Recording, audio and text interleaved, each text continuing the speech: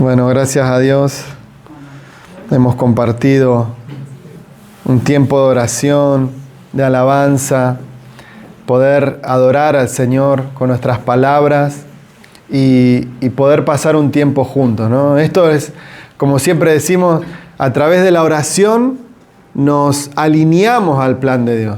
No es que Dios se alinea a nuestros planes, ¿no? Sino que podemos morir a nuestros planes y caminar en ese plan que Dios ya tiene para nosotros en este lugar.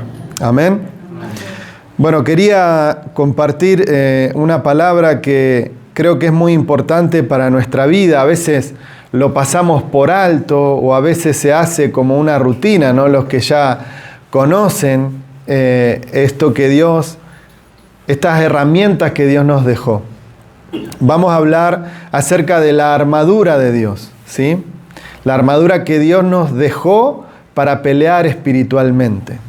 Ahora, cuando leemos el capítulo 6 de Efesios, primeramente, no lo vamos a leer porque es bastante largo, pero primeramente el apóstol Pablo da consejos de cómo debían vivir, ¿no? No es solamente que compartimos una enseñanza espiritual.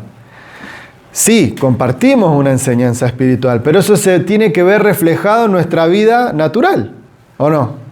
Porque cuando trabajo que es algo espiritual, no, estoy trabajando, estoy esforzándome, cumpliendo con las tareas, con el labor que tengo. Pero mi actitud se puede ver reflejada, depende de qué yo me estoy llenando, ¿no? Entonces, si me estoy llenando de las cosas de Dios, me estoy alimentando espiritualmente, voy a tener una buena actitud, ¿no? Y de esto hablaba, les enseñaba, le daba instrucciones en cosas naturales, llenarse del amor, de misericordia, de tener compasión con los hermanos. Le daba consejo a aquellos que eran esclavos, ¿sí? Porque en ese tiempo estaba permitido la esclavitud. Tenés siervos que trabajaran para vos, ¿sí? Y no tenían la libertad. Hoy tenemos jefes, ¿sí? Pero nosotros tenemos la libertad. Si no te gusta algo en el trabajo, te vas, ¿no? Entonces, en ese momento no había libertad. En ese momento había que obedecer al 100% lo que el amo decía.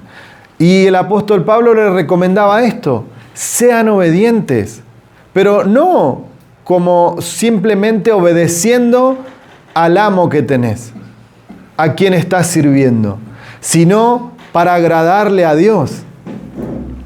Es decir, te va a tocar pasar momentos difíciles o injusticias, pero no lo hagas para cumplir con las personas. Tené la mejor actitud para honrar a Dios. Eso le recomendaba. Tremendo, ¿no? Ahora, también le habla a los amos: no sean crueles, no los golpeen, no los maltraten.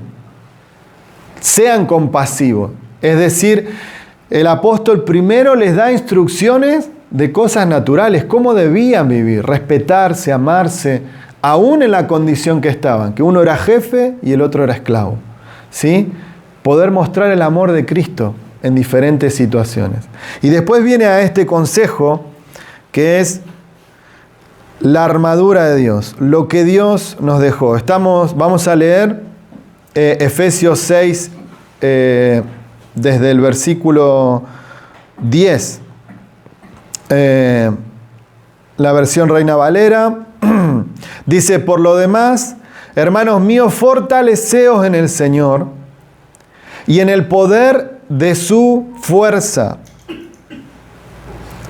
O sea, ¿en qué nos tenemos que fortalecer? En la fuerza de Dios, no en la nuestra, ¿sí? Esa fuerza es espiritual.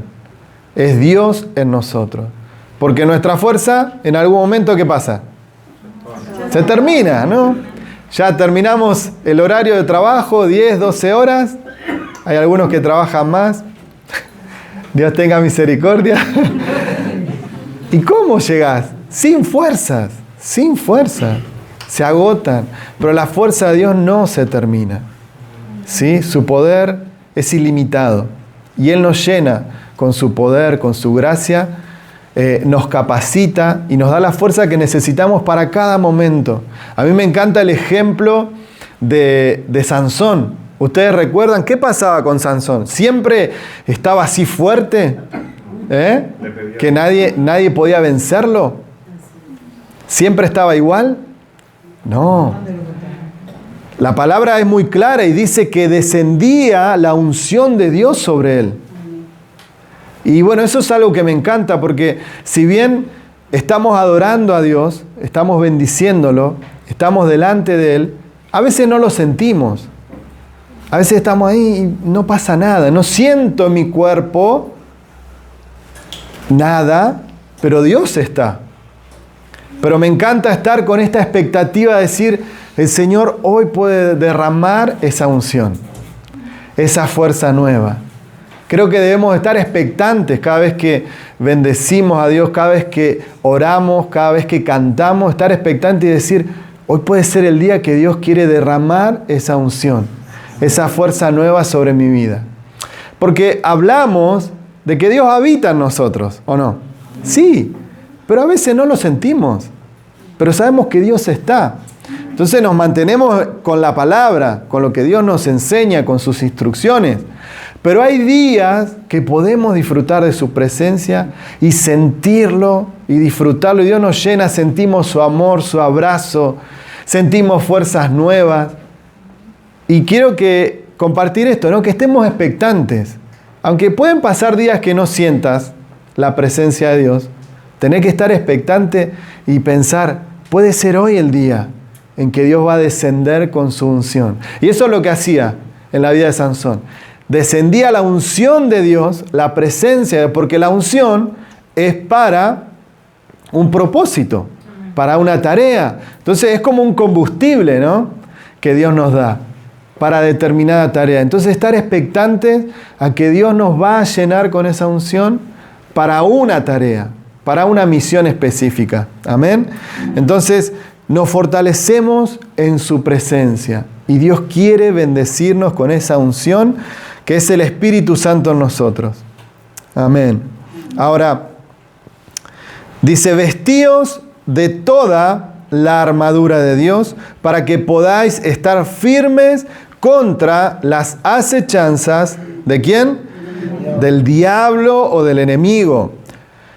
Porque no tenemos, y esto es importante entender, lucha contra sangre y carne, sino contra principados, contra potestades, contra gobernadores de las tinieblas de este siglo, contra huestes espirituales de maldad en las regiones celestes. Acá da el apóstol Pablo una especie de escalafón. Cada uno tiene un poder determinado, así como en el ejército. Cada uno, ¿no? El soldado raso es el de más abajo, el que tiene que obedecer, ¿no? No conozco los rangos, pero hay una escala de autoridad. Y también pasa esto en el reino de las tinieblas. Entonces, por eso es que el apóstol Pablo primero marca esto. Satanás está al acecho continuamente y tiene un ejército que está organizado. Cada uno sabe cuál es su tarea. Cada uno sabe cuál es su función. Ahora, Dios nos capacita y nos da herramientas para poder vencer a Satanás con todo su ejército. ¿Cuánto lo creen? Amén. Amén. Es Dios en nosotros. Dice, por tanto, que tomemos toda la armadura. Y a veces tomamos pequeñas partes o una parte de la armadura, ¿no? Y Dios, su bendición es integral, es para todas las áreas de nuestra vida. Y la armadura, cada parte, ahora lo vamos a ver, tiene una función específica para nuestro cuerpo, pero en realidad en sentido figurado, para nuestro espíritu, para nuestra alma, ¿sí? Y también para lo que debemos hacer. Ahora, tomando toda la armadura, dice, para que podáis resistir en el día malo, ¿sí? Habiendo acabado todo, estar firmes, ¿sí? Ahora, tampoco quiere decir que todo es demonio, ¿o no? No es que estás rodeado de demonios, no, porque un demonio no resiste la presencia de Dios. Si nosotros tenemos al Espíritu Santo, como hablamos, desde el momento en que lo aceptamos como Señor y Salvador de nuestra vida, después comienza, como decíamos recién, el proceso de santificación. Pero un demonio no puede habitar donde está el Espíritu de Dios. No se puede. Sí va a tratar de atacar, de enviar influencia, va a tratar de usar las herramientas que tiene a su disposición. ¿Sí? Pero no es que estamos rodeados de demonios y bueno, miré algo indebido o hablé algo de más y ya tengo un demonio ahí, ¿no? No es así, no es para infundir miedo, ¿sí? Nosotros tenemos dominio propio. Algunos sí tienen demonio propio, pero no tenemos que tener demonio propio, sino dominio propio, ¿sí? Ahora, no es todo demonio, sino que pasando el día malo, va a haber momentos difíciles por situaciones, circunstancias de la vida. Como hablamos siempre, el país en donde vivimos, cambia el gobierno, toman otras decisiones y me veo afectado. Hay decisiones económicas y bueno, se funde mi negocio. Eso es un día malo, ¿sí? Pero no necesariamente es el diablo ahí buscando destruirte. Son situaciones de la vida, ¿no? No todo es satánico. Son situaciones de la vida, pero que si nosotros estamos fortalecidos en Dios y con toda la armadura de Dios, vamos a poder soportarlo. Porque dice, y acabando todo, estar firmes. Puedo permanecer firme. Esa situación no me derriba, esa situación no me destruye. ¿Amén? Estar firmes, pues, ceñidos vuestros lomos con la verdad, vestidos con la coraza de justicia, calzados con el apresto del Evangelio de la paz. Sobre todo, tomad el escudo de la fe, con el que podáis apagar todos los dardos de fuego del maligno. En este tienen que prestar atención, que dice dardos de fuego. Tomad el yelmo de la salvación y la espada del Espíritu, que es la palabra de Dios. Orando, ¿cuándo? A veces, cuando me sobra tiempo. No, orando en todo tiempo, con toda oración y súplica en el Espíritu. Y velando en ello con toda perseverancia y súplica por todos los santos. Es decir, permanecer continuamente.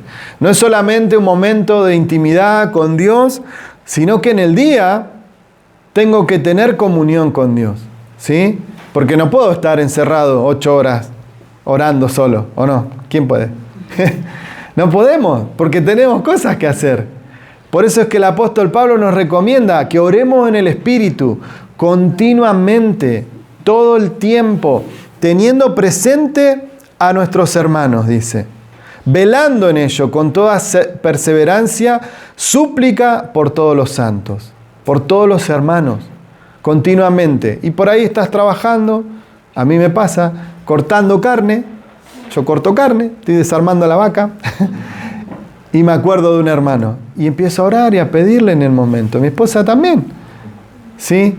Y a pedirle, bueno, Señor, acompaña a esta persona, ayúdala en este momento de debilidad. No tenemos que idealizar el momento de decir, bueno, no, ahora, aparté este tiempo, sí, es bueno, pero no, si no llega ese momento en el día, porque hay muchas actividades, tampoco quiere decir que no me voy a conectar con Dios, ¿sí?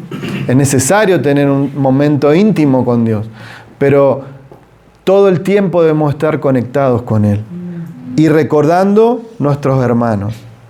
Dice, y por mí, a fin de que al abrir mi boca me sea dada palabra para dar a conocer con denuedo el misterio del Evangelio, por el cual soy embajador en cadenas, que con denuedo hablé de él como debo hablar, ¿no? El apóstol Pablo muchas veces lo metieron en la cárcel por dar testimonio de lo que Jesús hizo, porque hablaba el Evangelio. Amén. Ahora, vamos a ir detallando qué significa cada cosa, ¿sí? Primero, marcaba el cinturón de la verdad.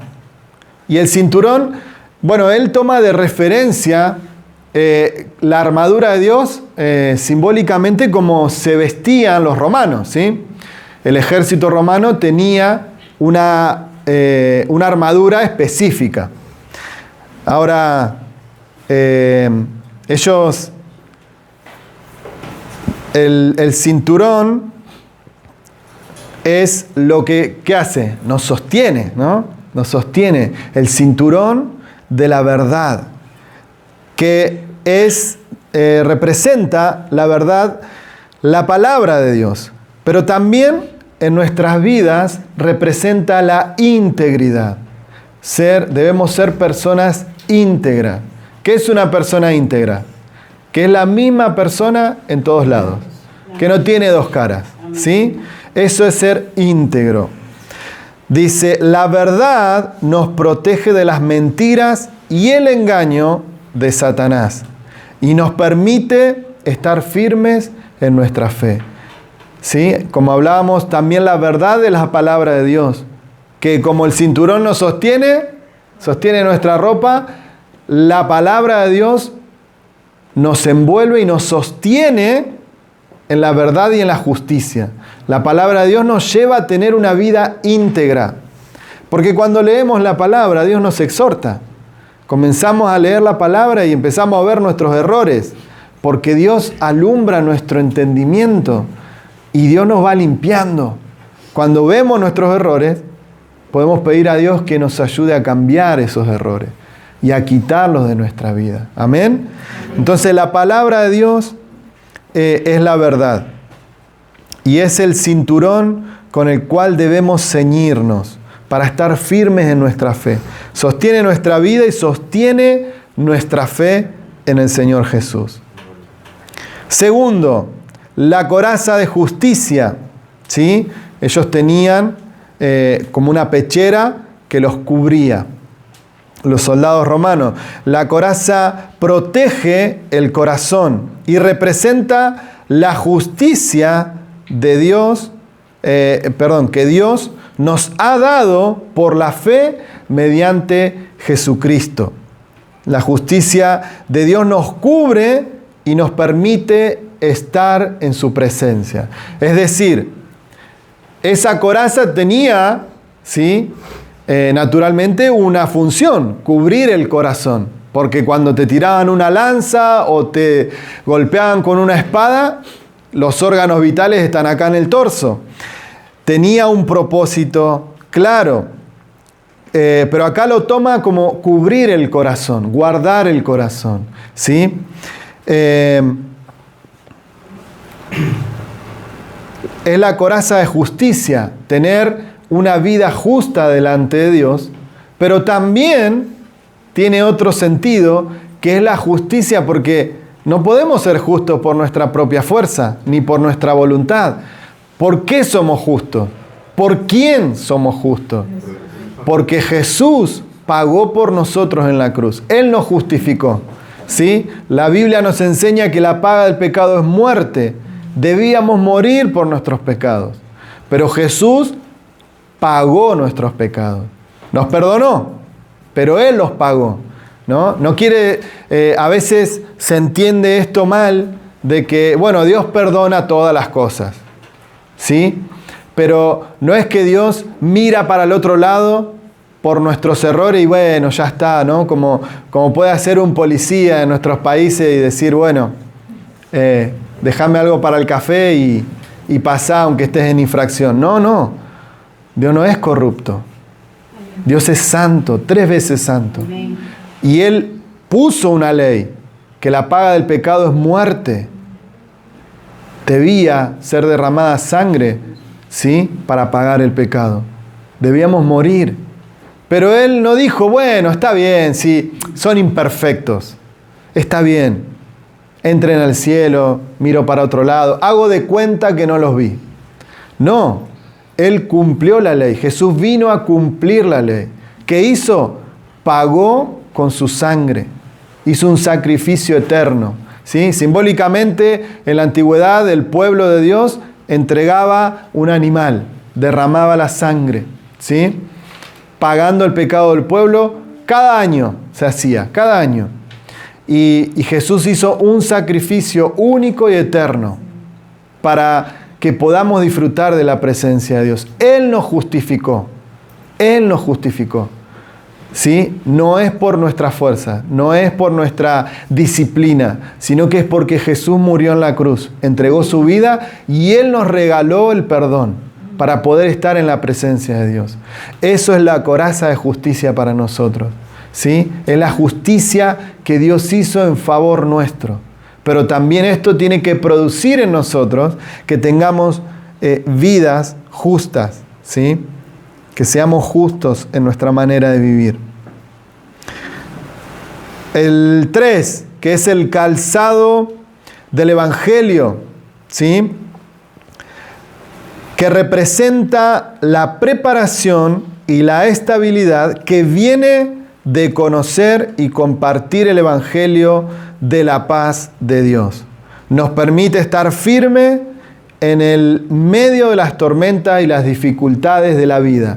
Ahora, el apresto del Evangelio era un calzado específico, eran como una especie de botas que tenía como unos clavitos abajo, para cuando ellos, ¿sí? Porque hablamos de estar firme, pero no es de estar estáticos, ¿no? No es que estoy firme en la roca y no me muevo. Eso es la casa, el hogar, lo que decimos, que vamos a estar firmes en el Señor. Pero estar firmes en el Evangelio es movimiento. Porque no es que me voy a quedar en un solo lugar, sino en el diario vivir. Si en las situaciones que paso, aunque venga un terreno difícil, si estoy calzado con el apresto del Evangelio, voy a poder tener agarre, voy a poder tener estabilidad. Amén. Y eso me recuerda cuando fuimos un par de veces a la montaña, ¿no? Y uno por no ir preparado, ¿qué pasa en la montaña, en ese terreno que es difícil? Muchas veces, no saben, muchas veces se te tuerce el tobillo de una manera cuando no tenés el calzado correcto. Y claro, vos lo ves, vos decís, no hace falta. Y la ve a las personas con todo su equipo de ropa de montaña y las botas. Pero no, tiene un propósito, porque son botas altas para que te envuelva el tobillo y te cuida, ¿sí? Entonces, nosotros decíamos, bueno, vamos, ¿qué voy a comprar calzado por un día, no? Y después venís ahí, se te tuerce el pie, porque el terreno es difícil. Y así hay situaciones en nuestra vida donde el terreno se pone difícil. Pero si tenemos el calzado del Evangelio, es esa protección indicada que necesitamos para nuestro diario vivir, ¿sí? Ellos tenían este calzado que era bien resistente, eran unas botas de cuero bien fuertes que tenían como unos clavitos abajo. Entonces cuando ellos tenían que caminar en terrenos difíciles, esos clavos se agarraban, se afirmaban en la tierra o en la montaña cuando tenían que subir, ¿sí? Y eso es la seguridad que nos da el estar en el Evangelio de Dios, que es el Evangelio de la paz, ¿sí?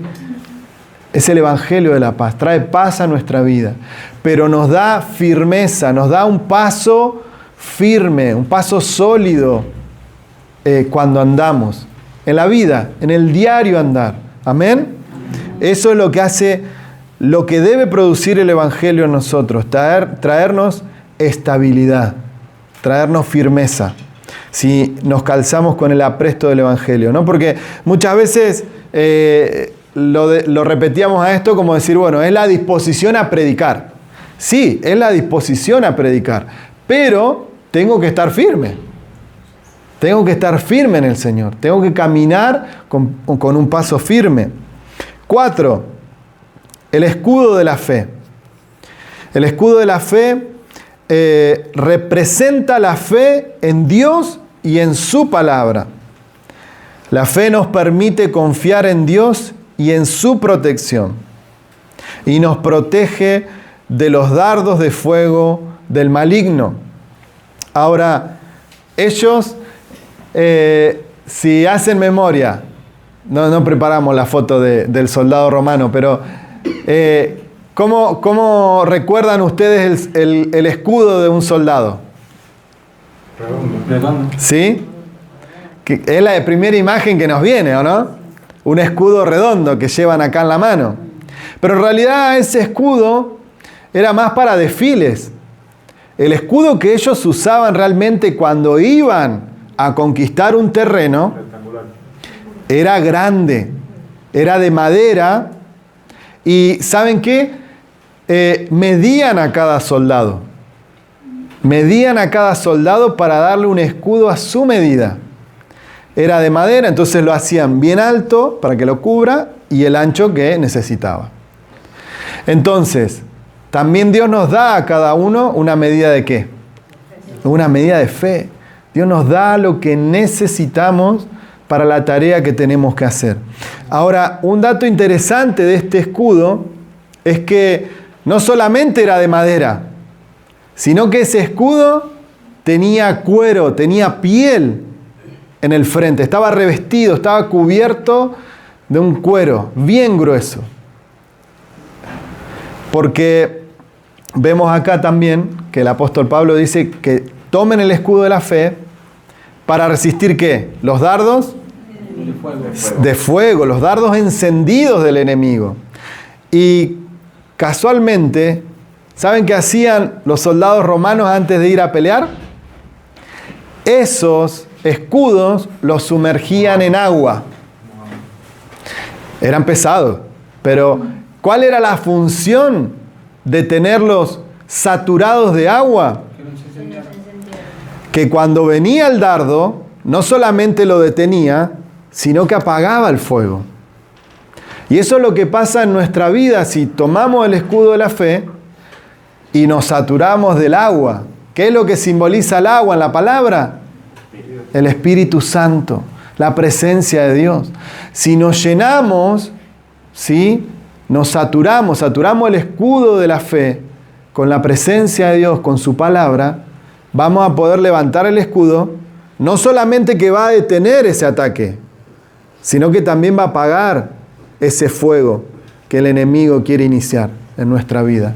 Por eso es importante que podamos comprender esto y ponerlo en práctica.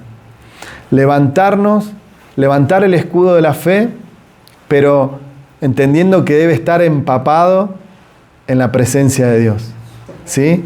Porque podemos llenarnos de la Biblia, de versículos, de conocimiento, pero si no hay espíritu, no hay agua. Y si no hay agua, el fuego avanza. Entonces necesitamos tener el conocimiento, ¿sí? Tener una fe firme en el Señor, pero también tener la llenura del Espíritu Santo. Buscar continuamente que el Espíritu Santo nos llene con esa agua de vida para que apague, cuando vengan los dardos del enemigo, porque vienen, apague el fuego. Amén. Leí el 4, ahora el 5, que es el yelmo de la salvación. También va relacionado con el anterior. Dice, el yelmo protege la mente y representa la salvación que tenemos en Jesucristo. La salvación nos da la esperanza y la confianza en Dios. Y nos protege de los pensamientos y mentiras del enemigo. ¿Sí? Es decir, tener presente nuestra salvación. Recordar, ¿sí? El yelmo era un casco. ¿Por qué? Porque la batalla en realidad, ¿en dónde es? La batalla que el enemigo presenta contra nosotros. Es en nuestra mente. Como decimos figurativamente, o más poéticamente se dice el corazón, ¿sí? Pero nosotros no pensamos con el corazón, pensamos con nuestra mente. Es una forma poética de decirlo. Pero es en nuestra mente el campo de batalla. y lo venimos hablando seguido, es el área que debemos guardar. Tenemos que ser guardianes, protectores de nuestra mente. Entendemos que el enemigo va a lanzar ataques, dardos encendidos, eran unas flechas, ¿sí?, que tenían fuego. Vienen esos ataques a nuestra mente, ¿sí? Y no quiere decir que si llega un pensamiento malo a mi mente, yo necesariamente estoy pecando, ¿no? El tema es si yo le doy lugar a eso, ¿no? Recuerdan que Jesús dice que el hombre, cuando hablaban del adulterio, el hombre que codicia a una mujer, ¿no?, que quiere estar, si la mira con deseo de estar, ya pecó en su corazón. Ahora, vos podés ver una persona, porque es para hombre y mujer, no es para el hombre nada más, ¿eh? Es para los dos. Vos podés ver una persona, te parece linda, pero el problema es que vos alimentes eso y llegues a tener deseo, codiciar a esa persona. Ahí es cuando alimentamos el pecado, ¿sí? Y eso se comienza a gestar hasta que da luz, ¿sí? Y se concreta el pecado. Entonces, nosotros tenemos que... Es un dardo. Vi algo que no estaba bien, pero yo tengo que tomar la decisión en ese momento de decir, dejo que esto se anide acá, alimento esto en mí, o lo corto, o apago ese dardo encendido del enemigo, ¿no? Ahí es donde nosotros tenemos que pelear y tenemos que quitar esos dardos encendidos del enemigo. Es decir, que venga un pensamiento malo es un ataque del enemigo, pero que yo lo deje arraigar, esa es mi decisión. ¿Sí? Que yo deje que eso crezca, que lo alimente, es mi decisión. Tengo que quitarlo, ¿sí? No quiere, y el enemigo es astuto en esto, porque él puede mandar un mal pensamiento y automáticamente te va a querer hacer pensar que sí, que sos un pecador porque lo pensaste, ¿no? Por eso es el acusador. Pero nosotros, si nos llenamos de la palabra, podemos entender esto, que es un dardo, es algo que Él envió, ¿sí? Es un mal pensamiento, es el campo de batalla a nuestra mente. Es un mal pensamiento. Esto no es bueno para mí, lo desecho en el nombre de Jesús. Y no le doy lugar a Satanás. De esa manera guerreamos, de esa manera limpiamos nuestra mente y nuestro corazón. ¿Amén? Amén. La espada del Espíritu, el punto 6. La espada representa la palabra de Dios, que es la herramienta más poderosa en la lucha espiritual. La palabra de Dios nos da sabiduría y dirección y nos permite defendernos y atacar al enemigo, ¿sí? Por eso es que necesitamos conocer la Biblia, necesitamos conocer las Escrituras, porque si no, bueno, está bien, yo estoy orando y digo, bueno, en el nombre de Jesús, y empiezo a orar con mis palabras, pero en realidad lo que tiene peso, lo que tiene valor, es la palabra de Dios en nuestra vida. Es Dios el que tiene la autoridad para deshacer y romper todas las estrategias del enemigo, ¿no? Como dice, contra todo pensamiento que se levante en contra del conocimiento de Cristo. Es Dios, es Dios. Por eso necesitamos conocer la palabra. Y me encanta, como dice en Josué, ¿no? Que meditemos en la palabra de día y de noche, en el camino, cuando te acuestes, cuando llegues a tu casa, todo el tiempo meditando en la palabra. Si nos llenamos de la palabra, el enemigo no va a tener lugar en nuestra mente, porque ahí voy a poder definir si es un pensamiento inspirado por Dios o es un pensamiento que quiere sembrar el enemigo. Ahí puedo discernir. La palabra nos ayuda a discernir qué es bueno y qué es malo para nuestra vida. Por eso necesitamos conocer cada vez más. No le voy a preguntar si están leyendo la Biblia. No le voy a preguntar. Pero necesitamos hacerlo. Que Dios ponga hambre y sed en nuestra alma para querer conocer más de Él, para llenarnos de su palabra y para llenarnos de su Espíritu. Van juntos.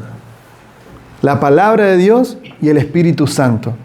Si no podemos decir y orar con esta enseñanza y decir, bueno, me pongo el calzado, me pongo el yelmo, me pongo el escudo, me pongo toda la armadura. Pero puedo hacerlo como una rutina. Puedo hacerlo como una oración repetitiva, sin sentido. La finalidad de esto es que podamos comprenderlo y entender que son armas que Dios nos dio. Pero llenarnos de Dios, llenarnos de su palabra, llenarnos de su Espíritu y ser guardianes de nuestra mente. Poder levantar el escudo de la fe para resistir al enemigo. Pero creemos que no solamente vamos a resistir, sino que vamos a avanzar. Vamos a avanzar en el nombre de Jesús, para que las tinieblas retrocedan. ¿A qué voy con esto? Que hay una guerra espiritual.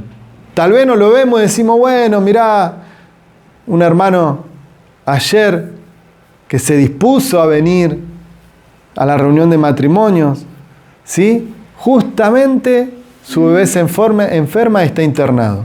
Vamos a orar por él. Vamos a orar por su niño. ¿Qué creen? El enemigo no está contento, no va a descansar. Porque cuando nos reunimos, no solamente que bendecimos a Dios, sino que nos llenamos de su palabra y Dios va transformando nuestra vida. Dios va rompiendo el viejo hombre poco a poco en nosotros, con su palabra.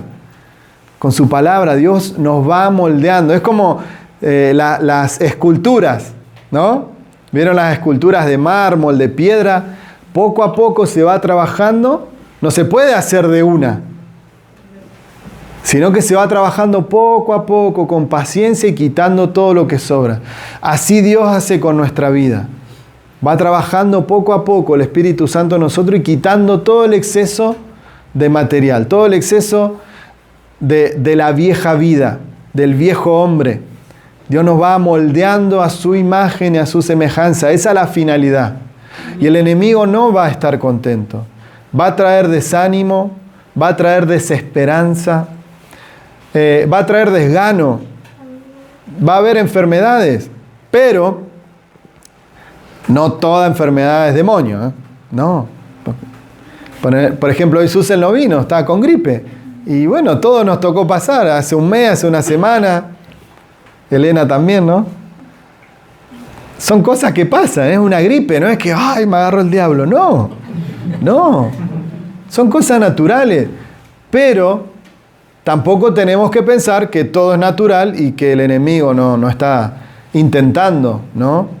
Porque cuando me dispongo a buscar de Dios, ¿no? Ayer decían a alguno que le costaba dormir. Agarrá la Biblia, ves que te da sueño. Te da sueño.